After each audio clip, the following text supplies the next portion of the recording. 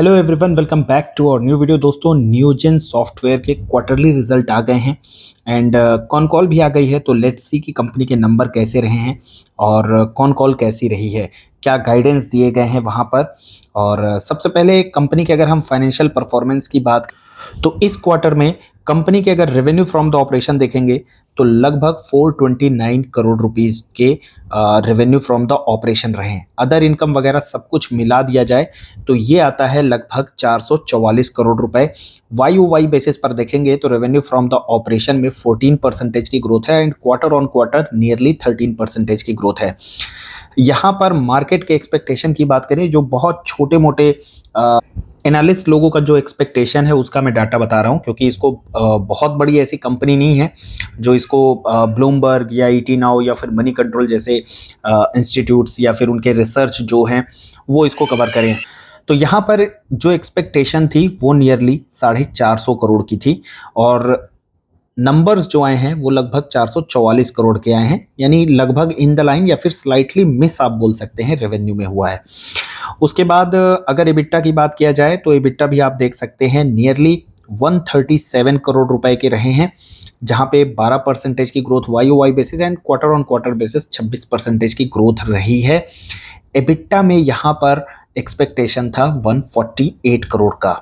और ओवरऑल अगर पैट की बात किया जाए तो 108 करोड़ रुपए के पैट हैं। वाई बेसिस पर 3% की ग्रोथ है, क्वार्टर ऑन क्वार्टर बेसिस पर 21% की ग्रोथ है। Y and quarter on quarter दोनों ही बेसिस पर नंबर अपटिक हैं और इसका जो मेन रीजन है वो ये है कि न्यूजेन के क्वार्टर 4 काफी हैवी होते हैं, बहुत स्ट्रॉन्ग क्वार्टर होते हैं। दैट इज वाई यहाँ पे वाई बेसिस पे भी नंबर ग्रो हो रहे हैं and quarter on quarter basis पर भी सॉलिड ग्रोथ दिखाई पड़ रही है। इसके अलावा पूरे फाइनेंशियल ईयर बेसिस पर अगर हम बात करें तो 62 न्यू लोगो एडिशन हुए हैं। 9 मंथ के बेसिस पर बात किया जाए तो क्वार्टर 3 में नियरली इनके पास 36 थे, तो इस क्वार्टर 4 में जैसा कि आप देख सकते हैं लगभग हाफ, मतलब हाफ से थोड़ा सा ही कम है जो कि अकेले क्वार्टर 4 में न्यू लोगो एडिशन हुए हैं। काफ़ी बड़ी डील्स जो है काफ़ी सारी मेजरली यहाँ पे क्वार्टर 4 में देखने को मिलती है। इसके अलावा अगर यहाँ पे बात किया जाए बिलिंग की तो 5 करोड़ से ज़्यादा कि बिलिंग का जो नंबर है इस बार लगभग 87 कस्टमर्स का रहा है, which is also higher as compare to last year. And coming over the important point जिसकी वजह से न्यूजेन का अगर आप वैल्यूएशन देखेंगे तो ये अभी 44 के पी पर चल रहा है और पिछले 2-3 सालों में अगर आप देखेंगे तो इसका पी ये मतलब एक तरीके से लो पी है इस कंपनी के लिए।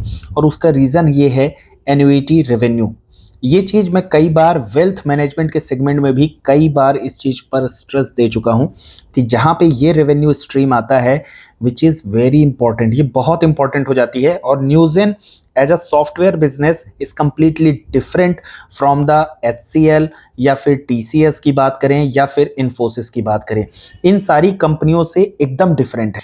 HCL, TCS और इन्फोसिस की बात करें तो ये सर्विस देने वाली कंपनियां हैं, जबकि न्यूजेन की बात करें तो ये प्रोडक्ट सेल करने वाली बिजनेस है। एनुअल मेंटेनेंस चार्ज करती है, सपोर्ट प्रोवाइड कराने का खर्चा उठाती है, मतलब खर्चा लेती है एक तरीके से। दैट इज वाई यहाँ पे एन्युइटी रेवेन्यू आता है। इसको आप यूं समझ सकते हैं ये एक एनुअल रिकरिंग रेवेन्यू है। HCL की बात करें तो टोटल रेवेन्यू में 2.9% जो है वो एन्युइटी रेवेन्यू है। Now you can see how this company is completely different from HCL Tech, Infosys, TCS. And that is why यहाँ पे वैल्यूएशंस जो है थोड़े हायर मिलते हैं because of the annuity revenue. And mid cap IT है तो एक अच्छी ग्रोथ भी दिखाती है। इस बार की भी ग्रोथ की बात करें नियरली 20% की ग्रोथ रही है पूरे फाइनेंशियल ईयर बेसिस पर। और इसके अलावा अगर आप इसके वर्टिकल्स को देखेंगे, revenue split by the segment, तो बैंकिंग एंड फाइनेंशियल से जो है तो लगभग 71% आता है। उसके बाद इंश्योरेंस और हेल्थ केयर से 14%, गवर्नमेंट आरबीआई को भी एक ऑर्डर, आरबीआई से एक ऑर्डर न्यूजेन को भी मिला हुआ है 7%, और अदर से जो है यहाँ पर जो है 8% है। उसके अलावा यूएसए में इनका एक्सपोजर कम है विच लुक्स मतलब क्वाइट गुड। टैरिफ वगैरह से इनका हार्डली 20% का ही रेवेन्यू अफेक्ट होगा। जनरली दूसरी आईटी कंपनीज पर देखेंगे तो काफ़ी ज़्यादा 60-70% तक वो डिपेंडेंट होते हैं यूएस बिजनेस पर। मोर देन 50% का बिजनेस जो है यूएस से आता है जनरली आईटी कंपनियों का। और यहाँ पे न्यूजेन जो है थोड़ा सा डिफरेंट है और ये चीज़ काफ़ी अच्छी है। इसके अलावा अगर आप इस कंपनी का देखेंगे revenue split by the segment, तो यहाँ पे आप देख सकते हैं एनुअल मेंटेनेंस ये यहाँ पे 17% चार्ज करती हैं, जो कि ये एन्युइटी रेवेन्यू होता है। सपोर्ट का जो 25% है, this is also annuity revenue. Cloud and सास का जो सेगमेंट है ये भी रिकरिंग रेवेन्यू में आता है। तो एक मेजर पोर्शन यहाँ पे नियोजन जो है रिकरिंग रेवेन्यू से अर्न करता है। And look at the 5 crore billion माफ कीजिएगा 5 करोड़ रुपीज से ज्यादा जो इनके कस्टमर बेस हैं। लास्ट ईयर तक 65 था, अब 87 हो गया है। इस बार भी काफी अच्छे क्लाइंट यहाँ पे इन्होंने ऐड किए। And the good thing is कि क्लाइंट का रिटेंशन भी इनका अच्छा है। क्लाइंट कंसंट्रेशन अगर आप देखेंगे धीरे धीरे यहाँ पर क्लाइंट कंसंट्रेशन भी कंपनी का कम होता नजर आ रहा है। एन्युइटी रेवेन्यू की बात करें तो over the year it has been growing from with 18% CAGR। Total revenue की बात करें तो उसमें 24% CAGR से ग्रोथ देखने को मिल रही है। तो नंबर काफ़ी सॉलिड है नियोजन। उसके अलावा कैश फ्रॉम द ऑपरेशंस देखा जाए तो इस बार लास्ट ईयर के कंपैरिजन में ऑपरेटिंग एक्टिविटी से जो कैश फ्लो है वो थोड़ा सा कम हुआ है।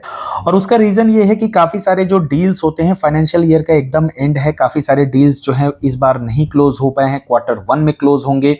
कुछ के पेमेंट जो है वो डिले हुए हैं, मतलब आने वाले थे। चूंकि फाइनेंशियल ईयर के एंडिंग में बहुत सारी चीज़ें जो हैं डिले हो जाती हैं, क्लाइंट के भी साइड से हो जाती हैं, कंपनी के भी साइड से हो जाती हैं, तो उसका भी कैश फ्लो जो है वो शायद Q1 में आने का है। दैट इज़ वाई यहाँ पर cash flow from the operation अगर आप देखेंगे थोड़े से कम दिखाई पड़ रहे हैं। एंड द रिसीवेबल्स भी यहाँ पर आपको हायर साइड में देखने को मिल रहे हैं। इसके अलावा कंपनी के अगर हम आरओसी की बात करें तो आरओसी जो है लास्ट ईयर के कंपैरिजन में इस साल इंप्रूव हुआ है 29%। अब एक बार देख लेते हैं कॉन कॉल में क्या खास बातें हुई हैं।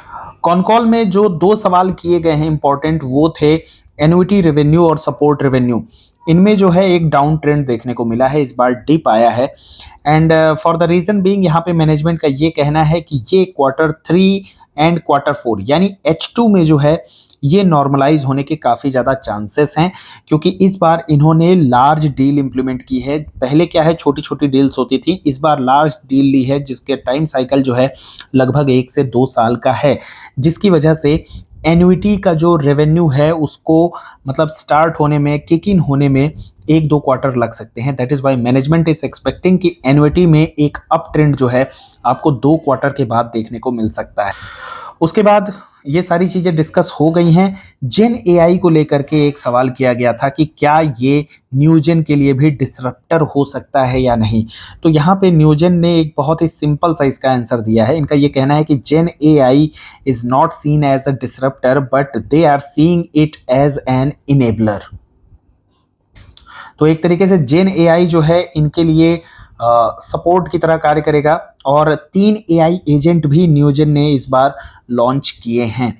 और इसके अलावा अगर मार्जिन एक्सपेंशन और आउटलुक की बात किया जाए तो आगे ये नियरली 20% ग्रोथ की बात कर रहे हैं, 20 से 25% नेक्स्ट ईयर से यहाँ पे ग्रोथ देखने को मिलेगी। और मैनेजमेंट कह रहा है कि जब ये ग्रोथ इनकी 20% से ज़्यादा होगी, 20% की ग्रोथ अचीव कर लेंगे, तब उसके बाद ये मार्जिन एक्सपेंशन पर विचार करेंगे, एक्सपेंड करने की कोशिश करेंगे। ऑर्डर बुक की बात किया जाए तो अनएग्जीक्यूटेड ऑर्डर जो है 20% YOY बेसिस पर ग्रो किए हैं। Q3 के अगर ऑर्डर बुक की बात करें तो वो 30% से ग्रो किया है YOY बेसिस पर, मतलब ऑर्डर बुक का जो इनफ्लो रहा है। और अभी भी इनके पास जो ऑर्डर बुक है वो फिलहाल 1600-1650 करोड़ की है। और इसके अलावा कॉन कॉल में जो क्वेश्चन आंसर हुए हैं, एक तो एन्युइटी डिप पर हुआ है जिसके बारे में मैं ऑलरेडी बात कर चुका हूं। एंड जो एन्युइटी में अप ट्रेंड है वो 2 क्वार्टर के बाद फिर से देखने को मिलेगा। ये एक टेम्परेरली है इम्पैक्ट, जो कि एक हल्का सा डाउनफॉल देखने को मिला है। उसके बाद मैक्रो आउटलुक के बारे में सवाल किया गया, क्योंकि काफ़ी सारी आईटी कंपनीज जो है अभी हेडविंड देख रही हैं, अनसर्टेनिटी देख रही हैं। एंड नियोजन has also acknowledge the uncertainty. तो नो इमीडिएटेड रेड फ्लैग, ऐसा कोई रेड फ्लैग तुरंत तो नहीं देख रहे हैं, लेकिन हाँ वो ऐसा कोई कमेंट या गारंटी भी नहीं दे पा रहे हैं कि हाँ, हम बहुत अच्छी ग्रोथ आगे देख रहे हैं। उनका ये कहना है कि लेट्स सी, देखेंगे कैसा है, अनसर्टेनिटी हो सकती है, हेडविंड्स भी हो सकते हैं, but still they are trying to grow with 20%। And the same they are seeing with the size business, वहाँ पे भी ऐसे कोई अभी इशू, स्ट्रक्चरल इशू कुछ नहीं दिख रहे हैं। And they are very much confident कि उनका सास बिजनेस भी जैसे पास्ट में ग्रो किया है वैसे ही ग्रो करता रहेगा। और ख़ास बात, उन्होंने जैसा कि अगर इस कॉन कॉल में उन्होंने H2 में एक खास टर्म यूज़ किया है, और वो ये है कि उनका ये कहना था, ट्रांसक्रिप्ट आएगी तो आप उसको पढ़ भी सकते हैं। हालांकि मैं ये ऑडियो रिकॉर्डिंग सुन करके जो भी बातें हैं वो मैं आपको बता रहा हूँ। उनका ये कहना था कि दे आर सीइंग, मतलब दे इट इज़ एक्सपेक्टेड कि जो मिड के FY22 से लेकर के FY25 के बिगिनिंग तक जो ग्रोथ रही है, they are expecting that kind of growth from H2। तो वो जो ग्रोथ है वो क्या ग्रोथ है मिड FY22 से, वो यहाँ पर है। तो ये this kind of growth they are expecting. तो इस तरीके की ग्रोथ जो है वो यहाँ पर आप देख सकते हैं। तो इट वॉज नियरली 20 से 30% की ग्रोथ। तो कुछ ऐसी ही ग्रोथ की एक्सपेक्टेशन है मैनेजमेंट की। जब एन्युइटी किक इन करना स्टार्ट करेगा, एक्यूमुलेट होकर के वो जब H2 में इफेक्ट दिखाएगा, तो कुछ इस तरीके की ग्रोथ मैनेजमेंट जो है H2 में एक्सपेक्ट कर रहा है। तो ये स्टेटमेंट काफ़ी बोल्ड स्टेटमेंट था मैनेजमेंट के साइड। एंड ओवरऑल मेरे हिसाब से इस बार का जो कॉन कॉल का सेंटिमेंट है, definitely it is a positive sentiment. तो लेट्स सी आगे के फ्यूचर में कंपनी किस तरीके से परफॉर्म करती है। Talking about the investment, yes I have my investment, और ये इस इन्वेस्टमेंट के बारे में पहले भी बात कर चुका हूँ। जो मेरा टीना रबर और जेनटेक का इन्वेस्टमेंट हुआ करता था उसको मैंने यहाँ पे शिफ्ट कर दिया था, और टीना रबर जेनटेक से मैं कंप्लीटली एग्जिट कर चुका हूँ। एंड द रीजन बीइंग यहाँ पे शिफ्ट करने का, क्योंकि टीना रबर में काफ़ी सारी अनसर्टेनिटी लग रही थी, जेनटेक में ऑर्डर बुक नहीं आ रहे थे, और वहाँ पे भी अनसर्टेनिटी है। इनफैक्ट अभी भी अनसर्टेनिटी है, कोई भी ऐसे बहुत बड़े ऑर्डर या कुछ खास ऑर्डर जेनटेक में अभी भी नहीं आए हैं। तो लेट्स सी Q4 के नंबर कैसे आते हैं। उनके नंबर हो सकता है अच्छे आए क्योंकि ऑर्डर बुक अभी भी है उनके पास, बट फ्यूचर की विजिबिलिटी थोड़ी सी डाउन हो रही थी। और ऐसे में जो मेरा एक कैपिटल बना हुआ था, I wanted to park that capital in some safe stocks, जैसे कि नियोजन एक मेरे को थोड़ा सा सेफ स्टॉक लगा because of the annual recurring revenue. Business model भी इनका यूनिक है, एक सास प्लेटफॉर्म पर कंपनी कार्य करती है, और सास का बिजनेस भी मुझे काफ़ी पसंद आता है। That is why. बाकी लेट्स सी कि कंपनी कैसे परफॉर्म करती है H2। And this is what con call में जो भी डिस्कशन हुआ है वो मैंने आप लोगों के सामने प्रेजेंट करने की कोशिश की है। एंड अगर कुछ मिस हो गया है या कुछ आप ऐड करना चाहते हैं, something which I have missed, या फिर कुछ आप करेक्ट करना चाहते हैं, definitely you are welcome to comment in the comment section. And content अगर अच्छा लगता है then hit the like button and do not forget to share and subscribe the channel. Thanks for watching the video.